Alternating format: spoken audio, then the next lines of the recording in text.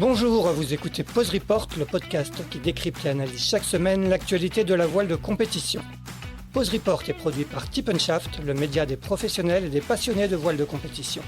Tip & Shaft, ce sont 2 newsletters hebdomadaires en français et en anglais, des podcasts, des formations, un studio de production de contenu, une plateforme de vidéos à la demande Sailors, ainsi qu'un festival du film que vous pouvez retrouver sur tipandshaft.com. Je suis Axel Capron et je vous souhaite la bienvenue dans Pause Report. Bonjour à tous et bienvenue dans le 223e épisode de Pause Report, le podcast hebdomadaire de Tip & Shaft qui explique, décortique, décrypte et analyse l'actualité de la voile de compétition sous toutes ses coutures en compagnie des meilleurs experts. Nous sommes le lundi 25 août, il est 17h40 et Pause Report fait sa rentrée, peut-être comme nombre d'entre vous en cette fin du mois d'août. Ce n'est en tout cas pas le cas de nos invités du jour qui sont de leur côté sur le pont depuis le 10 août, date à laquelle ils ont pris le départ de la 2e édition de The Ocean Race Europe. Ils sont tous les trois actuellement en escale à Carthagène au sud-est de l'Espagne, terme de la 2e étape qui s'est achevée dans la nuit de vendredi à samedi dernier. Notre premier invité n'est autre que le leader au classement général, vainqueur des 2 premières étapes sur Biotherm dont il est le skipper. C'est bien évidemment Paul Meillat. Salut Paul. Bonjour Axel, bonjour à tous. Nous recevons également Johan Richomme, skipper de Paprec Arkea, 2e au général. Salut Johan. Salut, bonjour à tous.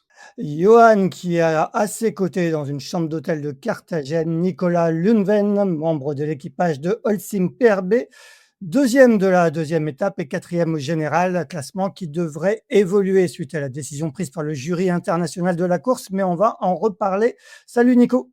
Salut à tous. Messieurs, merci d'avoir accepté mon invitation à moins de 24 heures du départ de la 3e étape de The Ocean Race Europe à destination de Nice.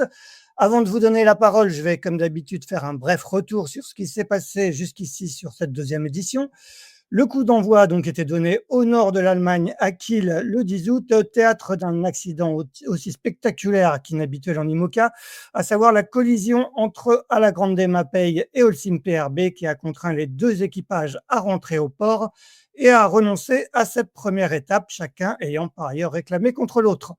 Une première étape à destination de Portsmouth qui a été menée de bout en bout par Biotherm, vainqueur devant Malizia et Paprec Arkea. Le départ de la 2e étape a été donné le dimanche 17 août à destination de Carthagène via un flyby à Porto. Biotherm étant arrivé en tête de ce flyby à Porto où la flotte a été neutralisée 3 heures devant Paprec Arkea et Holcim PRB. La 2e partie de l'étape a donné lieu à une belle bataille le long des côtes espagnoles. Paprec Arkea est passé en tête à Gibraltar avant de tomber dans une molle au sud de l'Espagne qui lui a coûté cher et dont a profité Biotherm pour prendre les commandes et s'imposer devant Holcim PRB et Paprec Arkea. Au classement général, avant la 3e étape, Biotherm est en tête avec 25 points, devant Paprec Arkea 18, Malizia 13, Holcim PRB 11, Canada Ocean Racing Be-Water Positive 8, Alla Grande Mapei 7 et Team Amala 5. Samedi, le jury international a accordé réparation sur la première étape à Holcim PRB qui va donc récupérer à la toute fin de la course un nombre de points équivalent à la moyenne de ses points sur les étapes 2 à 5. Nico va nous en parler. Il reste donc 3 étapes au programme, vers Nice, départ mardi à 15h, puis vers Gênes, départ le 31 août, avant une dernière grande étape à destination de Boca Bay au Monténégro, où la flotte est attendue mi-septembre. Voilà pour ce récapitulatif, messieurs, avant de rentrer dans le détail de ces 2 premières étapes et de ce qui vous attend sur la 3e. Johan et Nico, vous étiez tous les 2 présents sur la première édition de The Ocean Race Europe il y a 4 ans, en 2021, que vous aviez gagné d'ailleurs en Volvo 65 avec The Mercury Foundation. Quel regard portez-vous sur cette 2e édition? Est-ce que cette course a évolué depuis la première en 2021? On va demander à Johan, qui était skipper de The Mercury Foundation il y a 4 ans. Ouais, écoute, les choses ont bien changé. On était en période Covid, donc déjà, on n'avait pas d'invités. Il y avait très peu de villages. C'était la première édition de l'épreuve avec 2 flottes, les Volvo 65 et les IMOCA. Voilà, maintenant, on se retrouve dans une édition libérée, on va dire. Pas de contraintes, beaucoup d'invités, beaucoup de public, une seule flotte. Et franchement, c'est un super bel événement. Nico, tu partages l'avis de Johan, toi qui étais membre de l'équipage de Johan il y a 4 ans? Ouais, ouais, bah, tout à fait. C'est vrai que, bah, comme disait Johan, on sortait tout juste du covid, donc on avait pas mal de contraintes. On était sur un parcours, finalement un peu réduit. C'était comme un tour de petite Europe qu'on avait fait. On était parti de Lorient, on avait fait Lorient, Cascais, Alicante et arrivé à Gênes. Donc, ce qui était déjà bien, on était content de naviguer. Ça avait été déjà, moi, je trouve une super épreuve. J'en garde, d'excellents souvenirs parce que justement, on sortait du covid, donc on avait quand même eu une longue période, un peu de jachère, j'ai envie de dire, au niveau des événements. Et ça avait déjà été un super événement. En tout cas, moi, j'en garde un bon souvenir. Peut-être que Johan n'en garde pas un bon souvenir de m'avoir supporté. Ouais, j'avais dit de supporter, c'était ça le problème. Mais sinon, ça se passait pas mal. Mais voilà, là, effectivement, l'épreuve est montée un peu en puissance. Alors, je viens de dire que ça manque un petit peu de bateaux. On aurait aimé qu'il y ait quelques IMOCA de plus. Mais bon, déjà, on est sur un parcours qui, effectivement, reflète plus ce qu'est l'Europe au niveau géographique, en partant de la mer Baltique et puis en allant jusqu'en mer Adriatique, avec donc plus d'escales. Et puis, comme le disait Johan, bah, on retrouve un format très proche un format, tout ce qui est les activations autour de l'épreuve sportive, assez proche de ce qu'on connaît déjà sur l'Ocean Race Monde, avec bah, des programmes. Johan en arrive tout juste, là, il vient de débarquer de son bateau parce que cet après-midi, il y avait des programmes avec des invités à bord. Donc voilà, c'est vrai qu'il y a tout ce côté-là. Il y a les beaux villages. Kiel a été un événement quand même fantastique avec les jours qui ont précédé le départ, un très gros village avec énormément de monde. Le jour du départ, il y avait beaucoup, beaucoup de monde, beaucoup de bateaux sur l'eau, beaucoup de monde sur les quais. Enfin voilà, c'était très sympathique. Et puis là, c'est pareil, à Carthagène, il y a un village magnifique, Portsmouth aussi. Enfin voilà, c'était très sympa et puis ça va continuer à l'être, donc il y a pas de raison. Paul, toi, c'est une première pour toi, mais tu avais, toi, couru, The Ocean Race, aussi il y a 2 ans. On a l'impression que c'est un peu, ouais, comme le disait Nico, c'est un peu l'ambiance et le décorum de The Ocean Race. Comme moi, je suis assez surpris en voyant à chaque fois les images, c'est qu'on dit souvent que la France est le berceau de la course au large, qu'il y a toujours énormément de monde, mais pas forcément dans les pays étrangers. Là, j'ai l'impression qu'à Kiel, il y avait énormément de monde. À Carthagène, j'ai l'impression aussi. Comment quel est un peu ton regard là, sur tout ça? Ah déjà, moi j'avais été un peu frustré de ne pas faire il y a 4 ans le Ocean Race, Europe. C'était une année où je naviguais avec, Charlie sur Apivia et le programme du sponsor a fait qu'on n'avait pas participé à cette course et je pense que c'est assez dommage parce que, c'est hyper intéressant et en plus, en termes d'activation, c'est une autre manière de faire donc je pense que même un sponsor français, qui a pas forcément des intérêts à l'international, il peut facilement activer et s'en sortir sur une course comme ça donc et après oui, c'est un format, en fait, c'est le Ocean Race Europe, mais avec le même dispositif, événementiel et de village que la Ocean Race Monde. Alors du coup, pour le coup, pour, nous et les équipes, c'est presque un peu plus lourd parce que, bah, tout est compressé, quoi. C'est-à-dire que du coup, Ouais. c'est compressé, vraiment, ouais, les lendemains d'arrivée, on se retrouve avec beaucoup de sollicitations. Ce qui fait que je pense que les équipes qui ont vécu ça déjà et qui ont un peu d'expérience sur, logistique, et même nous, marins sportifs, de comment fonctionne cette organisation, c'est un peu plus simple parce que c'est voilà, ça alors après c'est très timé, nous, ils sont assez efficaces. C'est-à-dire que nous, quand ils nous demandent de venir à 14h30, ça commence à 30 et à 35 c'est terminé, quoi. Du coup, ça, c'est agréable, mais il y a beaucoup de sollicitations. Ouais. Ouais, ouais. Revenons maintenant sur la course, sur la partie sportive, sur la première étape et sur ce fameux départ, qui a été donc marqué par une collision entre à la Grande Mapei et Holcim PRB. Nico, tu étais, à bord. Raconte-nous un peu comment tu as vécu ça de l'intérieur. Raconte-nous, une collision en pleine vitesse en IMOCA, sur un départ de course. Bah, écoute, comment je l'ai vécu? Bah, c'est pas for évidemment, c'est pas un très bon souvenir, hein. Ça fait jamais plaisir, de casser les bateaux comme on l'a fait. Heureusement, il y a pas eu de blessés. Ça aurait pu être, beaucoup plus grave. Voilà, après, finalement, ce que j'en retiens, c'est que, nous, au sein de notre équipe, on a eu vraiment une super énergie positive qui s'est mis en place. On a eu beaucoup de chance aussi parce qu'on a trouvé à Kiel, heu, un chantier dont j'ignorais l'existence, mais qui s'appelle, Knirim, qui a fait un boulot fantastique. En fait, on a amené le bateau dans ce chantier-là et ils ont fait un boulot vraiment, incroyable en lien avec notre équipe technique évidemment. Donc, ça faisait plaisir à voir. Alors moi, je suis pas trop, spécialiste composite, mais quand on les voyait bosser ensemble, ça faisait plaisir à voir. Ils ont bossé la nuit.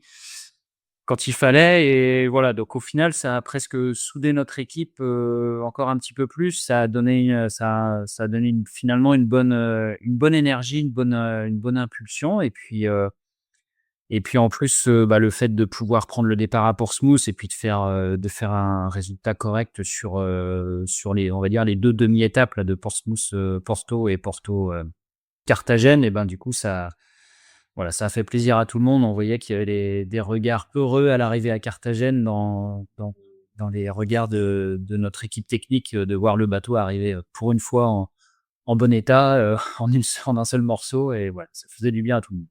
Tu étais où au moment de la collision, toi? Et comment tu as vu arriver, la paille, en pleine balle sur vous? Comment que ça s'est passé vraiment? Écoute, j'étais dans le cockpit et en fait, j'ai vu arriver ma paye au dernier moment quand Franck, qui lui était à la barre à l'extérieur, s'est mis à hurler pour essayer de les prévenir. Donc c'était vraiment quelques secondes avant l'impact. Donc voilà, je les ai pas vus arriver 30 secondes avant, malheureusement. On aurait peut-être pu, je sais pas si on aurait pu éviter la collision, parce qu'on avait déjà, on était déjà en train d'essayer de faire tout ce qu'on pouvait pour abattre. Donc voilà, mais voilà, j'étais à l'intérieur, enfin à l'intérieur, dans le cockpit. Ah ouais, ça a été violent le choc, de l'intérieur? Ça a fait du bruit? Ça a été très, très violent? Alors ça a fait beaucoup de bruit, ça a Ouais, pas été, violent, ça a pas été si violent que ça parce que, c'était un bateau rattrapant qui nous est rentré ouais, dedans. C'est pas comme si ça a pas été un oui, choc, frontal. ouais, ouais. Johan, j'imagine que vous avez vu à distance ce qui s'est passé? Comment est-ce que vous avez eu le temps de voir ce qui s'était passé sur cette collision? Quel est un peu votre, il était chaud ce départ? Ouais, le départ était chaud. Je pense que la vision que j'ai ne sera pas la même que celle de Nico et je sais de certains membres de l'équipage, mais moi je l'ai vécu très différemment. On avait un timing serré pour sortir du port, aller sur place. Nous, on a engrangé la surmultiplié pour aller sur zone, voir comment ça se passait. On a fait le run en entier et Paul aussi. On a vu déjà que ça envoyait des watts sévères. Et en fait, en revenant sur zone, on s'est retrouvé dans une zone un peu molle, avec un vent qui avait tourné à gauche, donc un angle un peu plus ouvert. Et donc, on a eu un doute. On a commencé à envoyer le code 0 en se disant, putain, si c'est ça tout le temps. Et on se disait, wow, prendre le départ avec une grande voile avant, ça va être chaud. Et quand on a vu les autres dérouler, je t'avoue qu'on a eu un moment de, wow, qu'est-ce qu'ils font? Et donc, on s'est retrouvés sous J2, nous et Polo, en bas de la ligne. C'était déjà assez serré comme ça, mais bon, on avait une bonne maîtrise de nos bateaux. Et effectivement, on est parti plein gadin et je sentais que derrière, il n'y avait pas une maîtrise totale et les grisés recommençaient à rentrer. Et là, forcément, j'ai tourné la tête et j'ai vu Holcim partir au tas, plus de choc, le code 0 déchiré. Et si tu veux, c'est le même qu'à La Haye avec Eleven Sauer et Guyot. Je ne sais pas pourquoi, je l'ai senti au moment où ça se passait. Je me suis retourné et le truc a eu lieu, quoi. Et donc, je l'ai quasiment vu en live. Et voilà, je trouvais ça chaud. Il faut savoir que bah voilà, ils n'ont pas une culture de nos bateaux aussi développée, je pense, que ce que nous, on peut avoir, parce qu'on commence à vraiment bien les connaître. Alors, je dis nous, les organisations, les directeurs de course, les sécurités sur l'eau et tout ça. Et du coup, les zones de départ sont toutes petites, les lignes sont petites. C'est quand même, voilà, ça crée une dose de risque. C'est intéressant, c'est joli, ça crée des belles images. Mais voilà, je trouve que c'est parfois un peu chaud. C'était un peu chaud encore le départ de l'île de White. Voilà, on est un peu dans cette tendance-là. Là, on vient de faire des runs. La boîte de départ, on pouvait même pas tenir dedans. On était obligé d'en sortir pour prendre un départ. Ouais, ils n'ont pas un processus qui est adapté à ce qu'on fait. Ils font plein de choses bien. L'événement, il est génial. C'est vrai que sportivement, la gestion est un peu différente de ce qu'on a. Et je pense que voilà, ils vont apprendre à remettre un peu de sécurité, je pense, en haut de la pile dans leurs critères. Paul, toi, comment tu as vécu cet incident? Bah, tu vois, déjà, je reviens sur ce que disait Nico. Il disait, ouais, 7 bateaux, c'est peut-être pas assez. Et en fait, si on veut garder ce format d'Ocean Race, de ce qu'on fait, des runs, des petits départs, des scoring gates et des machins, 7 bateaux, c'est le max qu'on peut faire, en fait. C'est déjà.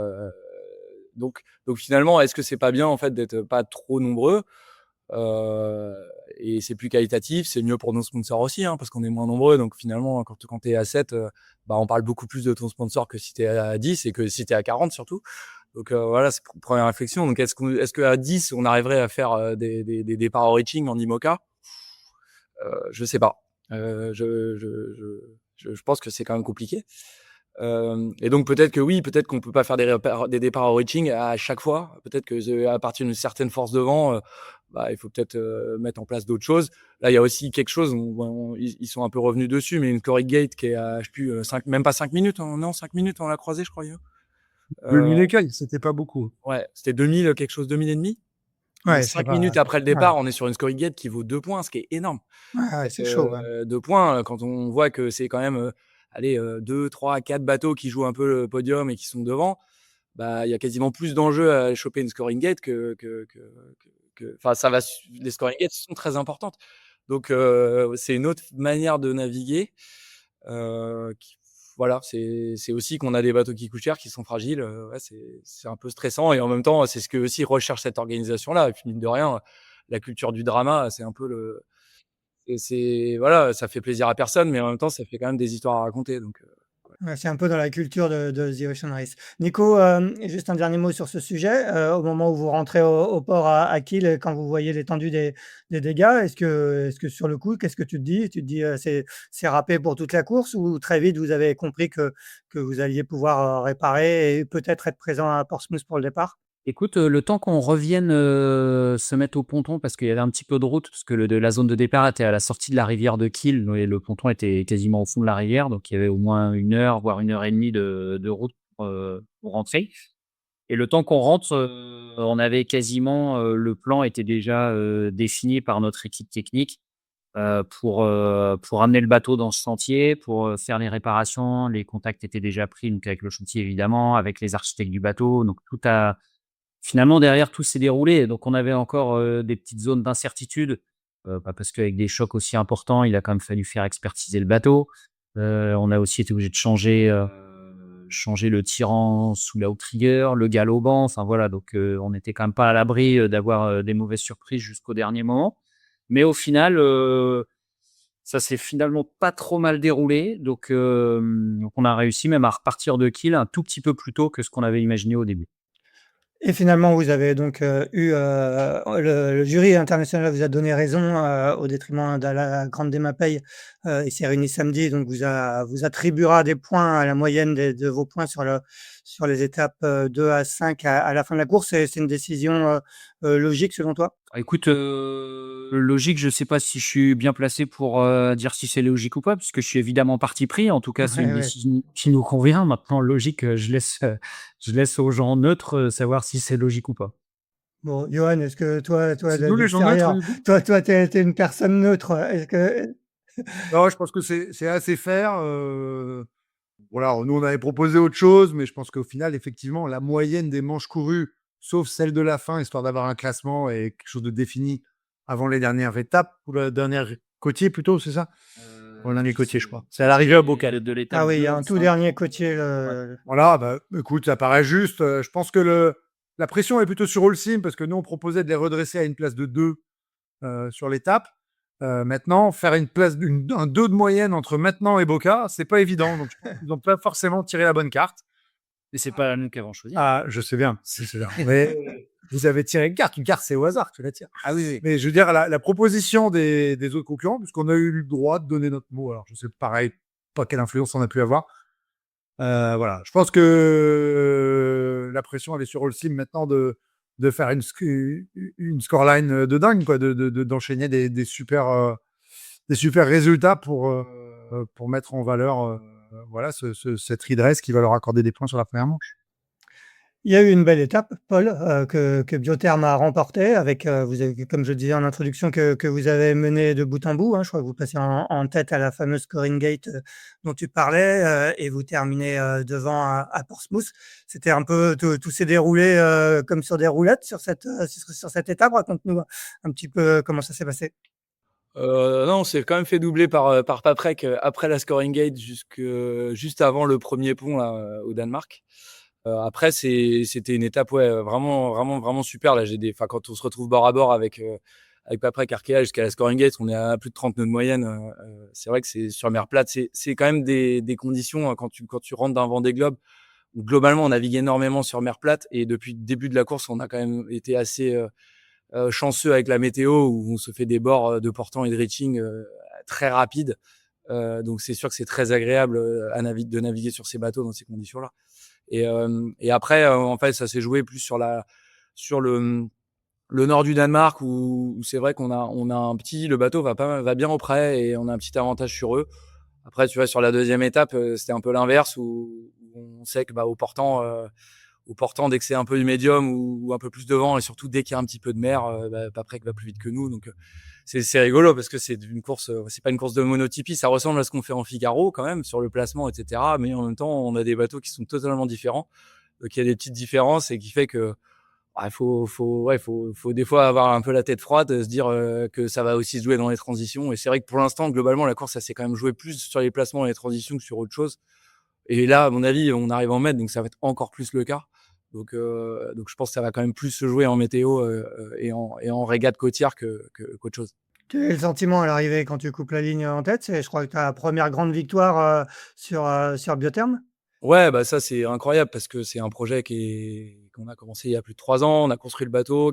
Ça n'a pas toujours été facile parce qu'on a été assez ambitieux sur le programme qu'on voulait faire. On a fait Ocean Race et il n'y a aucun regret, mais c'était un peu compliqué et de se dire c'était un peu fou de faire ce pari d'aller faire Ocean Race. Et on a énormément appris en fait, je pense sur la dernière Ocean Race. Le Vendée Globe était plutôt réussi, donc voilà, c'est une dynamique qui monte. Première victoire de pouvoir partager avec tous les sponsors, l'équipe technique qui s'est quand même battue depuis 2 ans avec cette histoire de foil avant le départ. Donc oui, ça fait du bien à tout le monde, ça fait plaisir. Déjà pour l'ambiance, puis moi en tant que sportif, ça faisait longtemps aussi que j'avais pas regagné de course. Donc ouais, quand on est sportif, on aime gagner. Donc voilà, on adore ça, ces sensations-là, et je fais tout pour que ça continue le plus possible. Johan, justement, toi, vous avez été longtemps deuxième sur cette étape pour finalement terminer troisième derrière Malizia avec un double tour qui a été rajouté en fin de parcours par la direction de course. Raconte-nous où ça s'est joué, comment vous avez perdu cette deuxième place qui, on verra, on fera les comptes au final, mais on sait que les points coûtent cher sur ce genre de course. Ouais, écoute, il y a eu un petit. En fait, comment c'est? L'organe ne souhaite pas qu'on arrive de nuit, en fait. Il souhaite qu'on arrive de jour pour le show et tout ça. Ça se comprend. Et du coup, leur idée, c'était de faire une rallonge avec des boucles. Et ils nous ont mis quand même 70 000 de boucles en plus, un truc comme ça.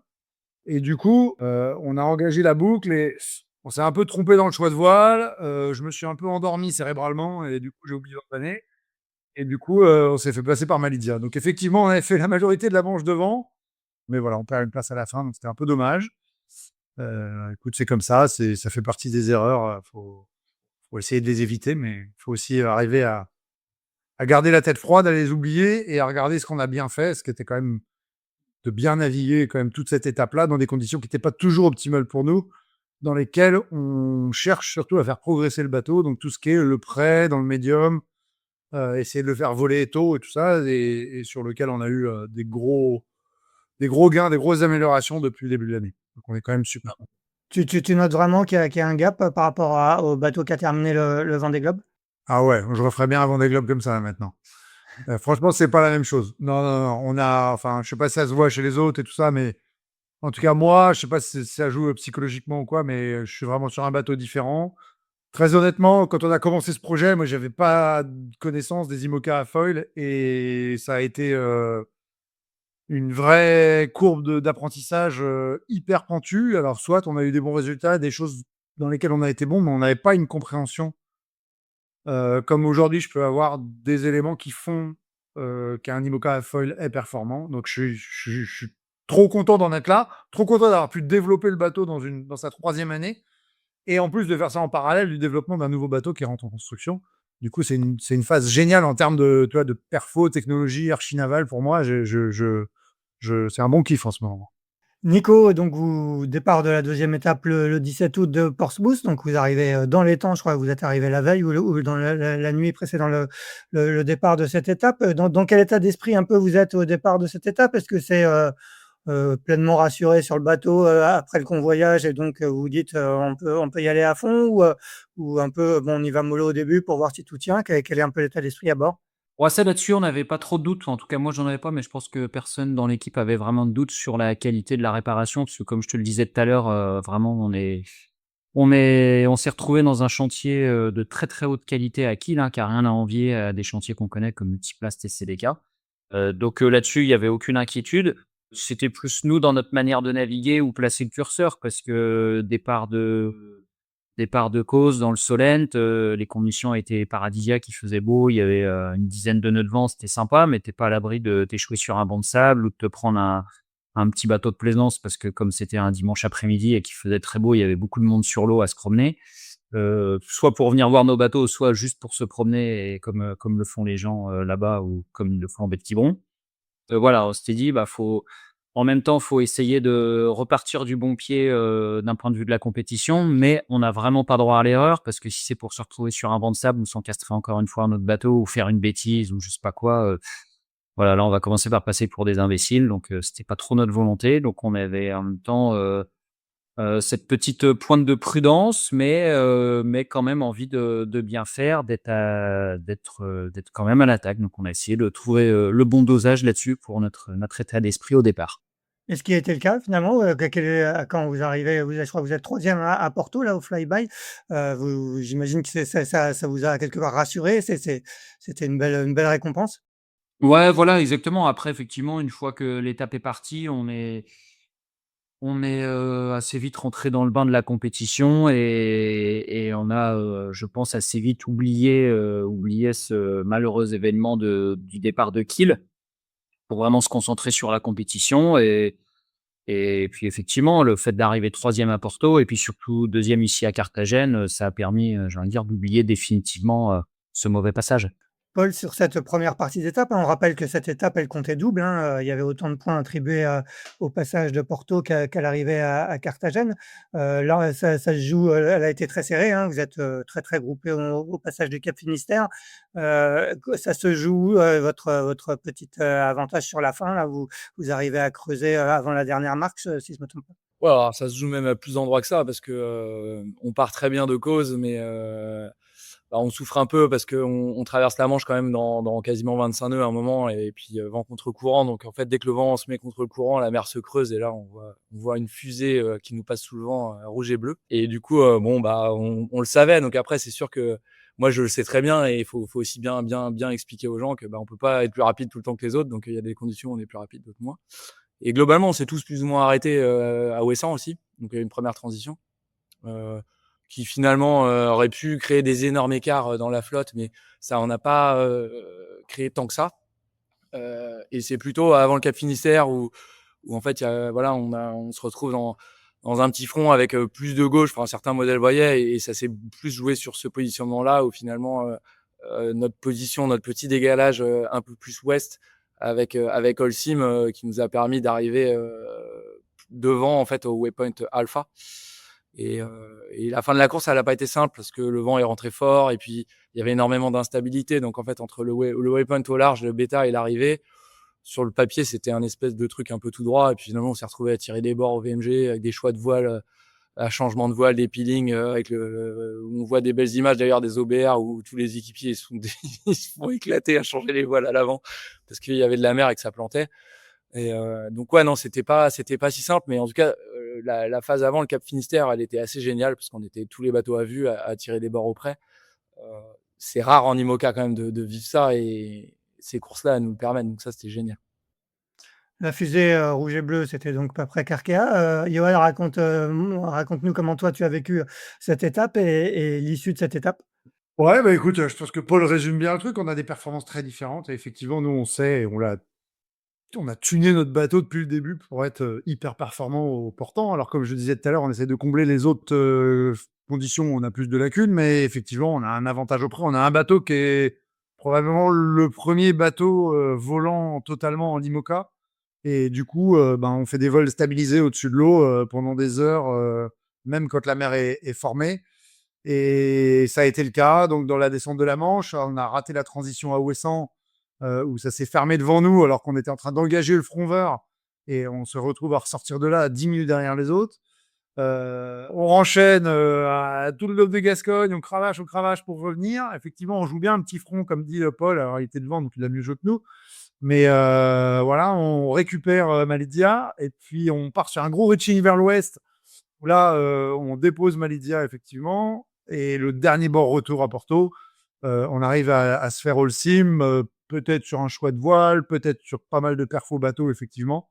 Donc, on arrive à Porto deuxième, on est ravis parce qu'effectivement, voilà, c'est les conditions qui nous plaisent. Et on sait que derrière, on a encore toute la descente du Portugal, plutôt dans les conditions optimales, surtout vis-à-vis de nos heures d'arrivée et de redépart. On va repartir avec un vent qui forcit et donc on va envoyer la sauce dès la sortie de Porto. Est-ce que c'était une neutralisation de 3 heures où chacun repartait dans l'ordre où il était arrivé, hein, c'est ça? 3 heures après notre temps Voilà, ouais, ouais, d'accord. de passage de ligne. Donc, Biotherm, je crois, 43 minutes avant nous. Holcim, 30 et quelques, je crois. Donc, on repart tous en décalé. Voilà. Nico, c'était sur un choix de voile qu'elle s'est faite la différence avec Paprec Arkea sur cette fin d'étape à Porto? Ouais, écoute, alors sur un choix de voile certainement, peut-être comme le dit Johan aussi un petit peu de perf, même si je pense que quand on enroule ce dernier waypoint avant d'aller à Porto, finalement, enfin ce dernier segment entre ce waypoint là et Porto, le vent est pas si fort, loin de là, mais c'est plus un choix de voile qui nous fait naviguer un peu plus haut et donc qui nous fait rentrer dans moins de vent. Donc on se retrouve à changer de voile, à empanner pour aller se remettre dans du vent, donc à faire un bord un peu à l'envers de la piste, que les autres ont fait aussi, mais moins que nous. Donc du coup, on a un peu plus perdu qu'eux. Je pense honnêtement que dans ces conditions-là, c'est surtout ça, plus que les performances intrinsèques des bateaux. Je pense que dans ces conditions-là, peut-être que Patrick est un poil plus à l'aise, mais bon, on avait quand même réussi à leur mettre un peu plus de 10 000, voire 15 000 sur la fin du reaching. Parce que ça, le reaching pour aller au large, c'était plutôt des conditions qui nous favorisaient. Donc, on avait un petit peu creusé sur eux sur cette portion-là, mais malheureusement, ils sont revenus les coquins. Paul, tu disais qu'il y a eu beaucoup de manœuvres à certains moments de cette étape, ce qui n'est évidemment pas possible en solitaire quand on sort d'une année solitaire, d'une année Vendée Globe comme vous sortez tous. J'imagine que c'est assez plaisant justement de pouvoir exploiter vos bateaux vraiment à 100%, ce que vous ne pouvez bien évidemment pas faire en solo. Ah ouais, c'est sûr que c'est un bonheur. Après, il faut aussi faire attention parce que comme on a une pratique, en fait, ce The Ocean Race Europe, c'est un peu ce que disait Johan avec les départs, c'est qu'en fait, on fait quand même des choses qu'on n'a pas trop l'habitude de faire avec nos bateaux. On ne s'est pas non plus entraîné depuis 2 ans à faire ça. Donc, il faut faire un peu attention. On fait des manœuvres, mais on fait un espèce d'hybride, en fait, entre ce qu'on fait en solo et ce que faisaient les Volvo 65 et 70. Mais on n'en est pas encore à envoyer des gens dans les outriggers à faire des trucs dans tous les sens. Mais ça se travaille et je pense que ça va, plus on va aller sur un circuit comme ça et plus forcément on va travailler des manœuvres. Mais après, les IMOCA sont tellement violents qu'il y a des moments, tu peux pas envoyer quelqu'un à l'avant, quoi. C'est pas possible, hein. Donc, voilà, c'est quand t'es à 30 nœuds au portant dans du vent, tu vas pas envoyer quelqu'un aller clipper quelque chose sur le bout dehors. Donc, voilà, c'est un petit mixte entre ce qu'on fait en solo et je pense que ce qu'on peut voir, les images qu'on voyait des 65 avant, avec des mecs à l'avant et les bateaux sous 2 mètres d'eau, quoi. Il y a eu donc cette neutralisation de 3 heures à Porto. Johan, vous avez à bord Mariana Lobato, qui est la seule portugaise sur cette The Ocean Race Europe. Ça a été un peu son heure de gloire, ce passage à Porto. On a vu les drapeaux, les photos avec le drapeau portugais. Raconte-nous comment ça s'est passé à bord. Apparemment, on l'a posé dans l'étrave avec un drapeau, puis on a fait la star. Vous aviez une bouée à passer? Vous étiez près du public ou vous étiez loin? Comment ça s'est passé? L'arrivée, non, elle était à un mille du port. Alors, c'est un port un peu commercial, hein, si tu veux, il y avait Ouais. pas un public incroyable. Arrivé dans le port, par contre, il y avait du monde. C'était sympa. C'était vraiment bonne ambiance. Et voilà, c'est agréable. Alors, je vais dire ça, mais c'est général. C'est juste, je trouve que le suivi et l'engouement qu'on a et la quantité de gens qui me disent avoir suivi le Vendée Globe est assez incroyable, je trouve. Enfin, c'est vraiment fantastique. Je trouve qu'on a atteint un niveau de reconnaissance, enfin, en tout cas, moi, je n'imaginais pas. Donc voilà, c'est le cas au Portugal. Alors, c'était super court. Parce que t'imagines 3 heures entre la ligne d'arrivée et la ligne de départ, le temps de plier, de se congratuler un petit peu, quand même, de plier les voiles, démarrer le moteur, garer le bateau et aller manger un morceau, faire 3 interviews. Nous, notre équipe, elle nous avait géré la douche dans le bâtiment. Pouf, c'est reparti, quoi. Enfin, tu vois, c'était. Puis on voulait pas rater le départ. On voulait se refaire des timings. Enfin, on s'est fait ça propre, quoi. On n'a pas coupé la ligne 3 minutes après le top départ, quand on était sur la ligne à 5 secondes, quoi.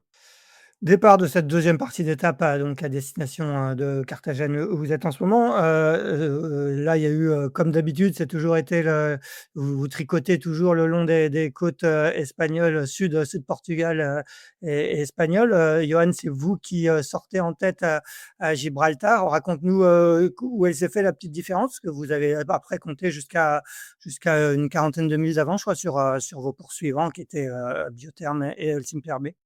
Ouais, donc on part de Porto, comme je disais tout à l'heure, avec un vent plutôt favorable. Et là, nous, c'est vrai que bah, voilà, on était vraiment dans le sweet spot, quoi, les performances, la différence de performance max entre nous et Biotherm, je pense. 3 cannes de différence au portant, quelques degrés. Et là, oui, on a un bateau qui est en vol et on est à la barre entre Porto et Cascais, en gros, quoi. Et vraiment super agréable. Enfin, pour nous, le bonheur absolu. Vraiment ce pourquoi le bateau a été fait. Et donc là, on va dire qu'on rattrape Biotherm, plus ou moins, à hauteur de Cascais, avec quelques petits choix de trajectoires différentes. Et on passe en tête dans la nuit, ça forcit, d'ailleurs plus fort que prévu, une trentaine de nœuds. Cap Saint-Vincent, pareil. Et puis on attaque l'entrée dans la baie de Cadix, donc avant Gibraltar, où là, on fait une route un peu différente. On arrive à faire grandir notre différentiel jusqu'à une dizaine de milles.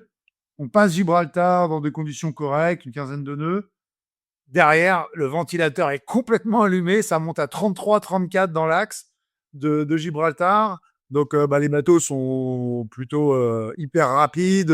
Nous, on a beaucoup de toiles. Je crois que Biotherm, c'est pareil. Ils sont grande Génac, GV haute. Donc, c'est hyper chaud. Et en fait, cette zone-là, elle va s'essouffler. Donc là, on a de l'avance. On a peut-être, je sais plus combien, 20, 30 minutes. Je n'ai pas de souvenir. Mais sauf qu'on sait qu'on va taper un mur à un moment et on passe de 25 nœuds de vitesse bateau à 5 nœuds en 5 secondes, je pense. On se prend totalement les voiles dans la tronche. On a juste le temps de les border. Et là, c'est parti pour la pétole. Et on part pour un petit scénario qui n'a pas trop joué en notre faveur.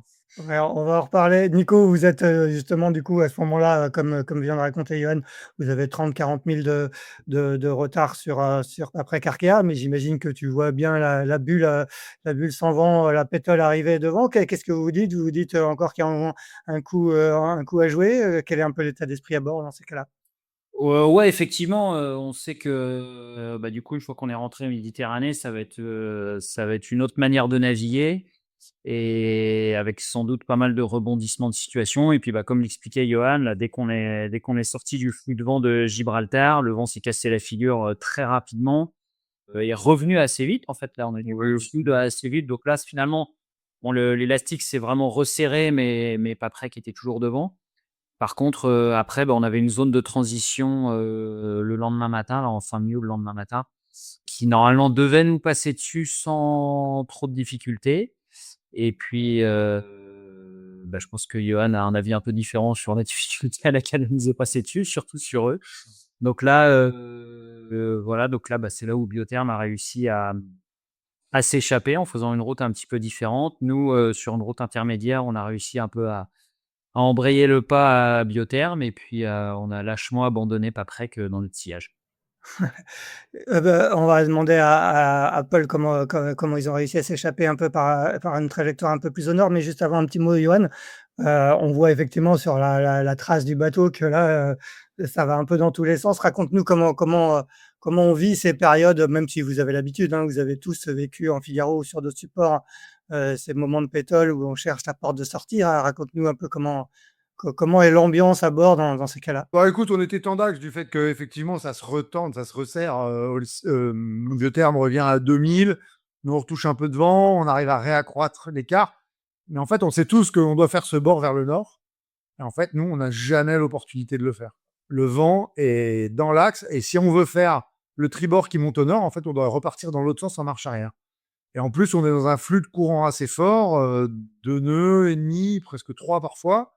Et en fait, on est emmené dans le mauvais sens, puisqu'on voulait pas être trop dans l'est, on voulait vraiment faire du nord. Et en fait, on n'a jamais trouvé l'opportunité. On n'a jamais eu ce vent qui nous a permis, comme les deux autres, de faire le virement et de remonter nord. Et en plus, à un moment, on chope du vent et on est route directe sur le Cabo des Gata, 7-8 nœuds, nickel, tout, trop bien. On se dit, ok, génial, ok, il y a plus de droite que prévu, on va y aller. Et là, extinction totale du vent. Et là, on passe mais des heures à faire flop-flop. Ah, honnêtement, c'est un peu un enfer à vivre, hein. C'est quand même vraiment pas agréable. On fait des erreurs, on fait trop d'erreurs, c'est sûr. Ça, il y a pas de doute. Par contre, putain, on a un niveau de sanction par rapport à nos erreurs qui est juste, d'une violence en ce moment. Entre, celle où Malidia revient en manche, celle à Ouessant où on passe pas et on se prend 10 000 dans la vue et celle-ci, bah, dis donc, j'espère qu'on a bouffé notre pain noir pour le reste de la régate parce que là, ça devient quand même, un peu lourd à porter.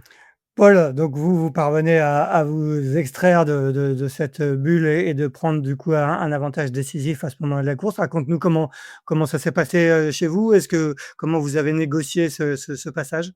Déjà, je veux juste dire qu'ils ont eu quand même un peu leur pain blanc aussi. Hein. Et sous Faro, ils sont 2000 sous notre vent, ils nous collent 15 000 à un moment parce qu'ils passent juste. Et nous, avec Holcim, on se retrouve avec une ado et on vise le fond de la baie de Cadix pendant qu'eux, ils vont vers Gibraltar. Bon, voilà, il y a eu des moments aussi où ça a joué en leur faveur. Mais non, après, enfin, franchement, on pourra pas tirer des leçons de ce Ouais. moment où on passe devant. Nous, on voulait être au nord, mais je pense que la stratégie, comme le dit Johan, il voulait aussi, a priori, être au nord. Et le problème, c'est que le vent il nous a jamais emmené là où on voulait aller. Et sauf qu'à un moment donné, nous, on en panne. On a du vent de sud ou voire du vent d'ouest, sud ou ouest à un moment. On se retrouve dans la nuit, on change de voile, on fait du portant. Et on en panne en faisant un bord qui nous emmène pas du tout là où on veut, puisqu'on on fait du 340, quoi. Attends, c'était un empannage que tu as fait? Ouais. Ah, je pensais que c'était un virement, moi. Ah ouais, on avait vraiment pas le même vent, hein. On a envoyé une voile de portant et on a fait un bord au 330 à un moment. Ouais, nous aussi, Ah, mais nous, on fait pensait que vous ah 340. non, on attendait ah oui. Alors après, bien sûr, on a eu de l'est et on a fait des virements, Ah, parce que nous, on dans un avait du deuxième temps. nord-est, en fait. Moi, je te C'est parle pour ça que vous d'avant, pouvez pas aller au nord. je te parle quand il y avait du sud, là. Ah, ouais, mais on était déjà dans autre chose, nous. Oui, oui, Oh, je suis vous deg, étiez j'ai déjà dans pas le autre droit de chose. Bah raconter oui, ça. oui, puisque oui, oui. Bah, on a vécu les systèmes pas au même moment, mais évidemment, je pense qu'on voulait tous être plus nord et rien nous aidait à aller au nord. Et, euh, et du coup, bah oui, il y a toujours une part de réussite là-dedans, hein, c'est sûr. Et à la fin, c'est du contrôle jusqu'à l'arrivée à Carthagène une fois que vous êtes devant? Après, on a l'avantage de toucher Ouais. le flux de nord-est le long de la côte qui finalement accélère avec cette côte à gauche, donc le long de la côte. Donc en fait, plus le bateau qui était le proche de la côte le premier, bah, il touchait plus de pression. On a eu 17-18 nœuds. Alors ça a duré une heure, même pas, hein, au Capo des Gata. Après Capo des Gata, on a retouché 7 nœuds, 8 nœuds comme les autres. Et après, le flux de nord-est, il était globalement.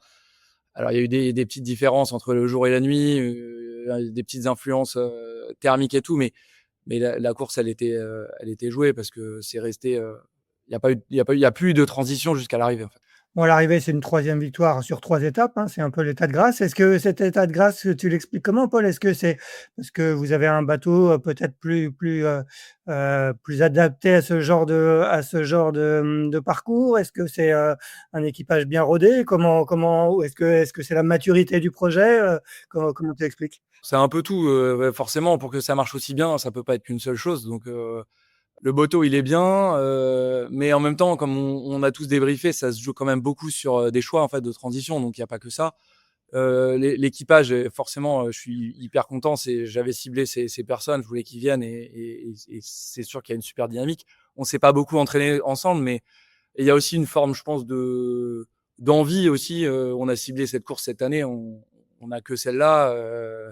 Moi, c'est un peu la fin du projet avec Biotherm pour l'instant sur la fin de. Donc du coup, on est très motivé quoi. Donc c'est sûr que ça se ressent. Je pense qu'il y a je l'avais un peu vécu les mêmes sensations la dernière année, la dernière année SMA en fait où avec j'avais gagné les courses avec Guénaud, j'avais fini par gagner la route du Rhum où en fait tu connais de mieux en mieux ton bateau, comme dit Johan. En fait, ces bateaux-là, à un moment donné, il faut naviguer énormément et en fait, on apprend en naviguant et plus on navigue, plus on apprend des choses. On apprend à s'en servir. On a fait quelques modifs cet hiver, mais il y a rien de radical. Mais voilà, c'est que des petites choses. On est aussi un peu plus à l'aise financièrement, donc on a pu acheter des voiles neuves, on a pu s'entourer d'experts qui nous aident aussi à préparer les naves météo avant le départ. L'équipe technique est un peu plus à l'aise, donc en logistique, ça roule un peu plus.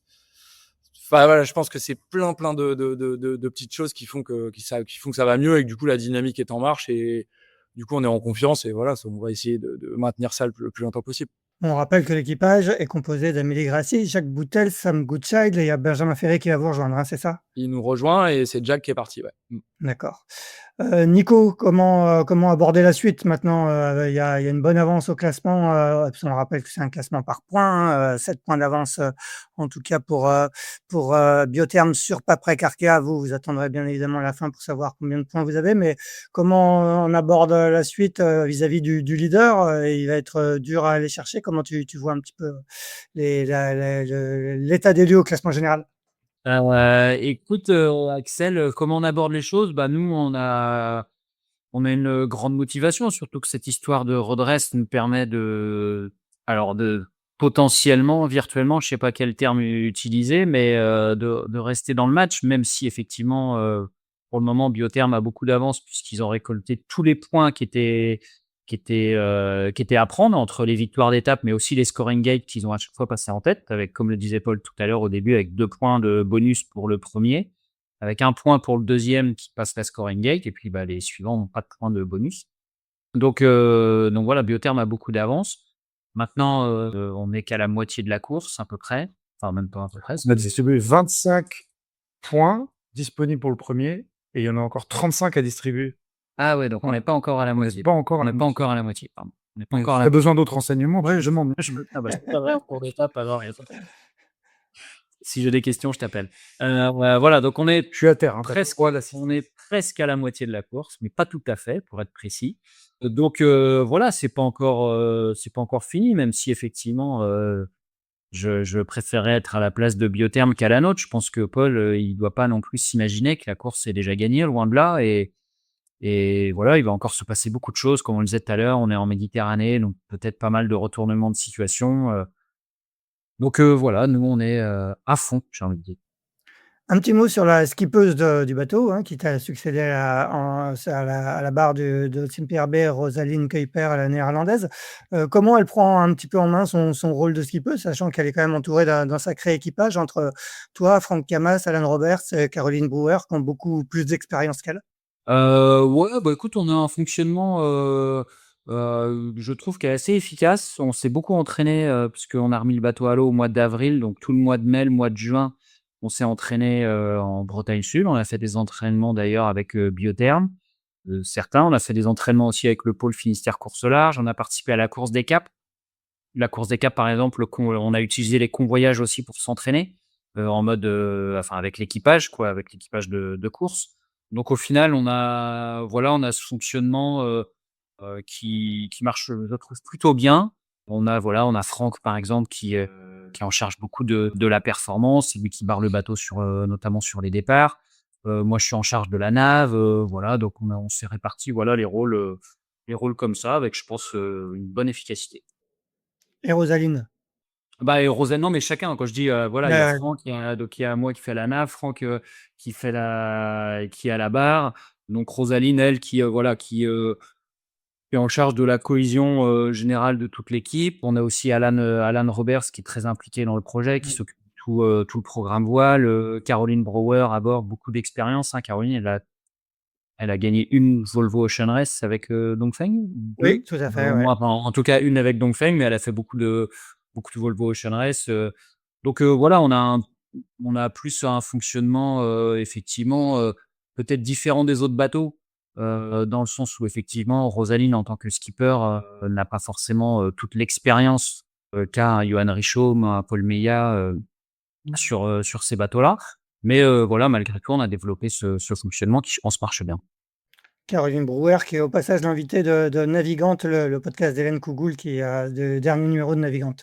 Johan, j'ai regardé les line-up de la prochaine étape qui s'élance demain. Il n'y a pas de Johan Richomme à la barre de Paprec Arkea. Pourquoi? Pourquoi? Bah écoute, pour me reposer un petit peu, parce que nous, on est parti le 23 juillet de Lorient pour aller couvrir la Rolex Fastnet, puis j'ai fait le convoyage pour Kiel, voilà, tout ça, plus l'épreuve.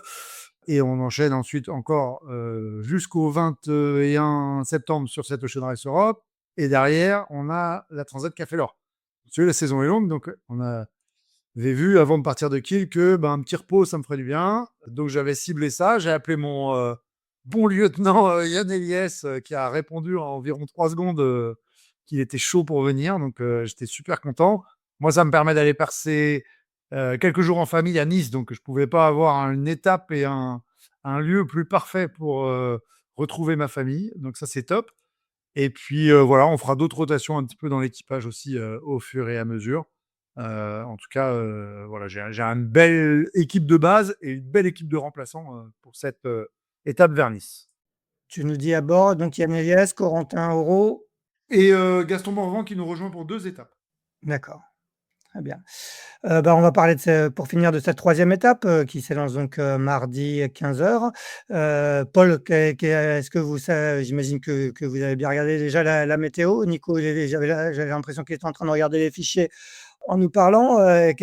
Paul, à quoi ça va ressembler cette étape méditerranéenne à destination de Nice? Avec Ocean Race, faut regarder la météo, c'est important, mais ce qui est important surtout, c'est d'avoir le parcours. Et ça, des fois, c'est plus compliqué parce que ça change beaucoup. Oui, ouais, Donc, on a eu le parcours que ce matin. ouais. Bon, après, ça va sûrement, voilà, il y a des waypoints qui peuvent bouger à la fin, mais on va se balader vers les Baléares. Le problème, c'est qu'il va pas faire très beau, a priori, puisque en gros, on a une dépression qui remonte un peu avec nous, donc c'est encore un peu tôt pour dire exactement comment ça va se passer l'histoire, parce que on n'est pas très loin de ce phénomène. Mais quand même, potentiellement des passages assez ventés quand même. Donc une Méditerranée plutôt quand on va se rapprocher avec des vents d'est qui peuvent être un peu soutenus sur la fin et tout. Donc ça va pas être. Je pense que pour le coup, ça va peut-être être l'étape la moins confortable en termes de conditions de navigation par rapport à ce qu'on a eu les 2 premières où on a navigué quand même beaucoup sur mer plate et là c'est plus du près ou du reaching dans de la mer pas très agréable à mon avis. Donc, Comme le disait Nico, tu as fait le plein de points mis en jeu pour l'instant, mais comme le disait Johan, il y en a encore 35 mis en jeu.